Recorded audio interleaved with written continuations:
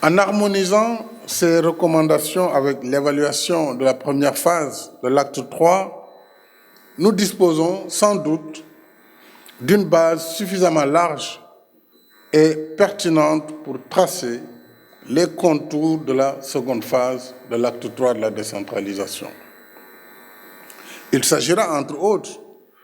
d'apporter les réponses idoines à des problématiques majeures telles que la fonction publique locale, le traitement moderne de l'état civil, le statut de l'élu local, la correction des incohérences territoriales, la mutualisation des moyens par l'intercommunalité, les nouvelles compétences à transférer, le financement innovant de la décentralisation, la nomenclature budgétaire et le régime financier des collectivités territoriales, l'aménagement du territoire et l'émergence de pôles territoires régionaux, puisqu'on avait supprimé la région comme collectivité. Il va falloir donc, au-delà des départements, travailler sur une cohérence territoriale agroécologique qui nous permette de venir vers des pôles territoires, les statuts des pôles urbains et enfin la coopération décentralisée, entre autres. Ce sont là les défis que nous devons relever ensemble. Avec une politique de décentralisation bien articulée, nous avons la possibilité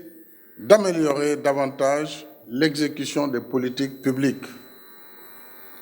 surtout en matière de justice sociale et d'équité territoriale. Ceci à travers les différents instruments qui ont été montrés tout à l'heure dans le film, ces programmes d'urgence qui ont été conçus pour les collectivités. Je vais en citer le PUDC, Programme d'urgence de développement communautaire, le Programme national des bourses de sécurité familiale, le programme CMU, qui est la couverture maladie universelle, mais également le Promoville, programme de modernisation des villes, ainsi que le PUMA, programme d'urgence de développement des axes et territoires frontaliers, bien sûr le PACASEN, urbain et bientôt rural, je l'espère, ainsi que le PNDR, pour ne citer que cela. Alors toutes ces incitations, toutes ces initiatives, j'allais dire, mises en œuvre et en cohérence, concourent à la réalisation de l'objectif des 5 axes universels qui ont été définis dans le programme Liggéeyal Ëllëg. Ces 5 axes, je les rappelle, accès universel, c'est l'eau et l'assainissement, l'électricité,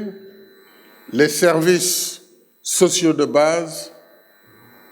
les services de mobilité collective et enfin les services sportifs et culturels.